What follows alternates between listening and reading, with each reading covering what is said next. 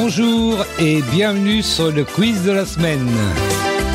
Une émission proposée par Radio Prédication, animée par Dominique et Martine. Bonjour à tous, soyez bénis et merci d'écouter Radio Prédication et merci de nous suivre sur le quiz de la semaine. Donc c'est une fois par semaine.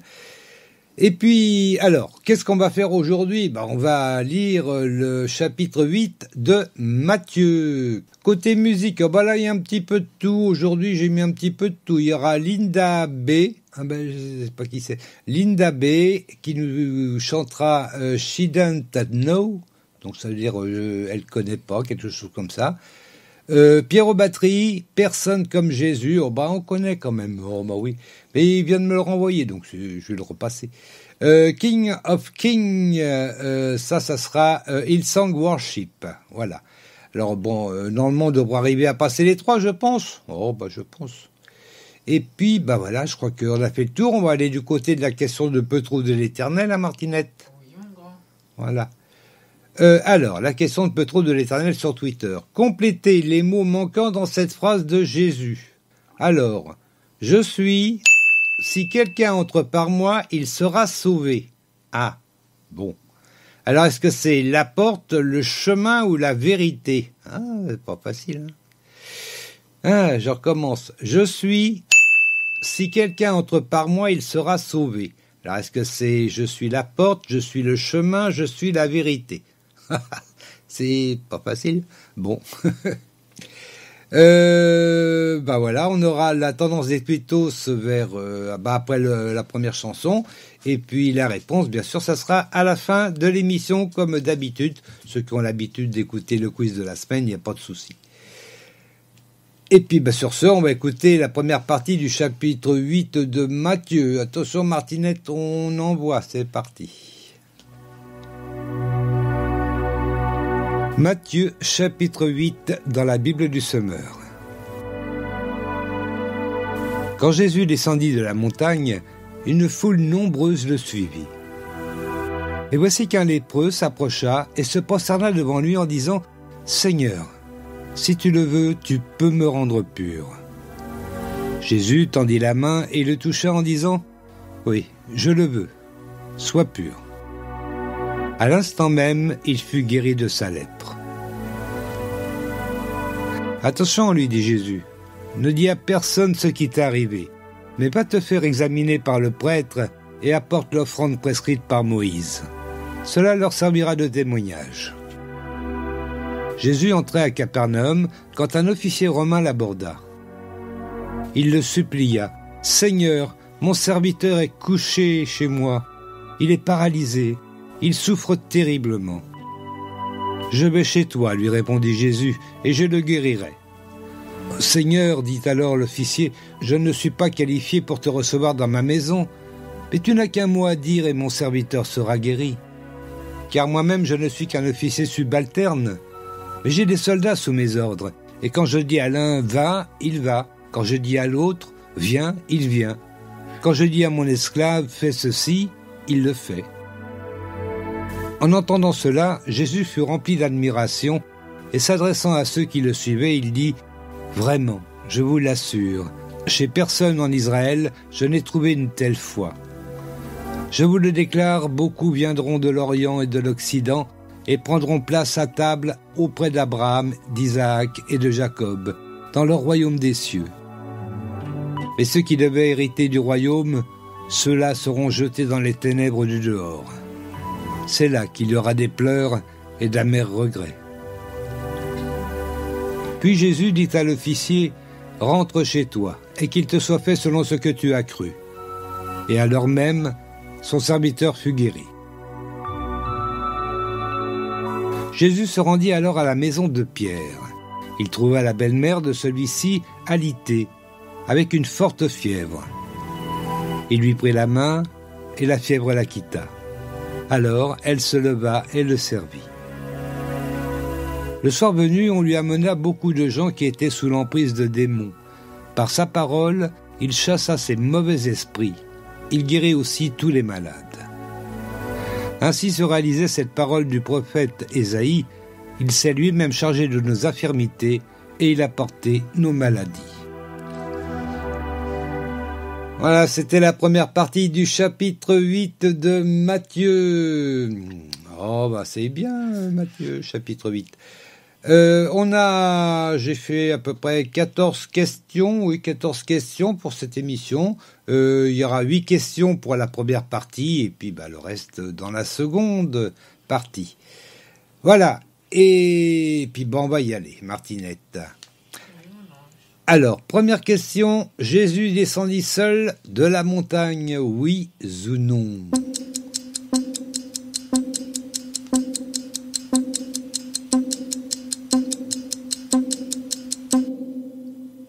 Oui. Qui était seul? Oui. Oui? Oui. Oh, je suis pas sûr.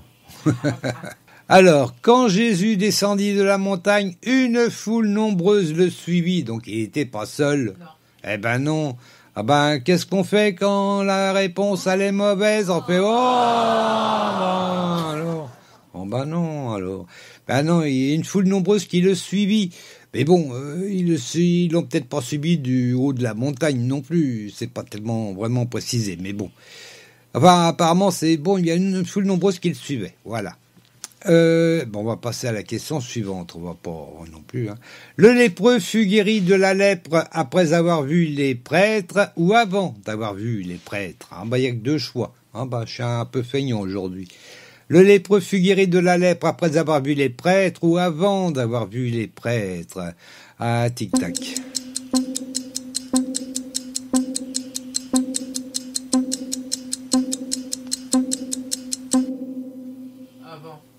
Tu dirais avant d'avoir vu les prêtres. Eh ben ouais.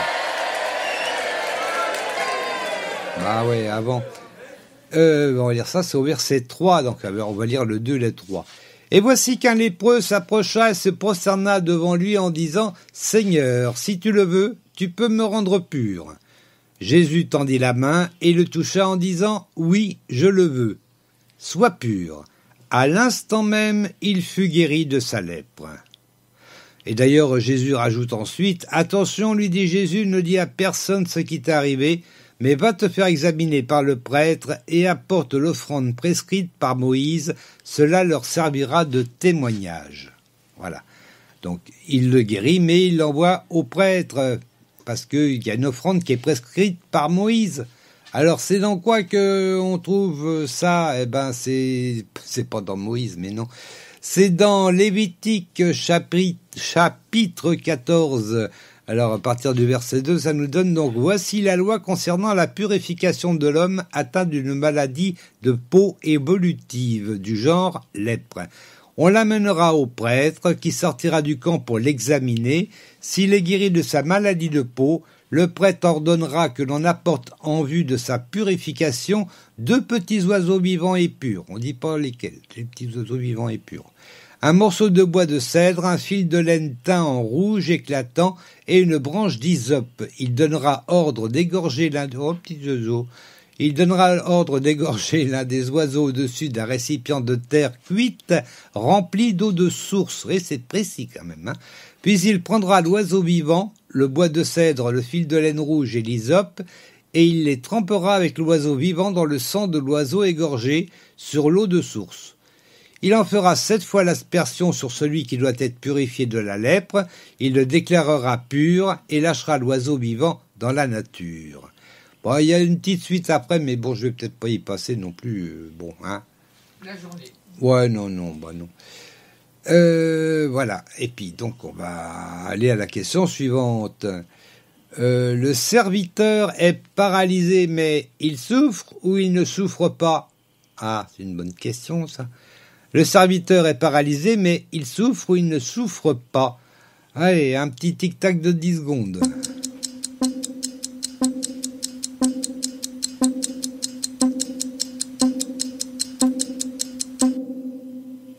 Il souffre terriblement. Il souffre terriblement, exactement. Ouais. C'est au verset 6, donc on va lire du 4. Le 4, non, je crois que je l'ai lu déjà. Non, je crois pas. Si, il envoie au prêtre pour se faire examiner. Oui. Donc au 5, Jésus entrait à Capernaum quand un officier romain l'aborda. Il le supplia. « Seigneur, mon serviteur est couché chez moi. Il est paralysé, il souffre terriblement. » Ouais, donc il souffre. Allez, la question 4. L'officier a-t-il des esclaves, oui ou non? C'est un officier subalterne, hein, bon, on précise dans le texte. Hein. L'officier a-t-il des esclaves, oui ou non?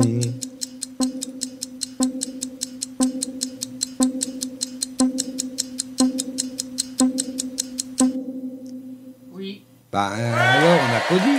Attends. Oui, c'est au verset 9. Eh ben, on va lire, 7. « Je vais chez toi, lui répondit Jésus, et je le guérirai. »« Seigneur, dit alors l'officier, je ne suis pas qualifié pour te recevoir dans ma maison, mais tu n'as qu'un mot à dire, et mon serviteur sera guéri. Car moi-même, je suis qu'un officier subalterne, mais j'ai des soldats sous mes ordres, et quand je dis à l'un « va », il va, quand je dis à un autre « viens », il vient. Quand je dis à mon esclave « fais ceci », il le fait. En entendant cela, Jésus fut rempli d'admiration et s'adressant à ceux qui le suivaient, il dit « Vraiment, je vous l'assure, chez cette personne en Israël, vraiment, je vous l'assure, chez personne en Israël, je n'ai trouvé une telle foi. » Voilà, on va s'arrêter là, sinon après je vais aller trop loin. Bah oui, il avait des esclaves, l'officier romain, ce qui était normal pour un Romain, mais c'est un Romain, enfin tout de même, alors... on va passer à la 5e question. Qui sont les héritiers du royaume? Les chrétiens, les juifs ou les musulmans? Qui sont les héritiers du royaume? Les chrétiens, les juifs ou les musulmans? Tic-tac.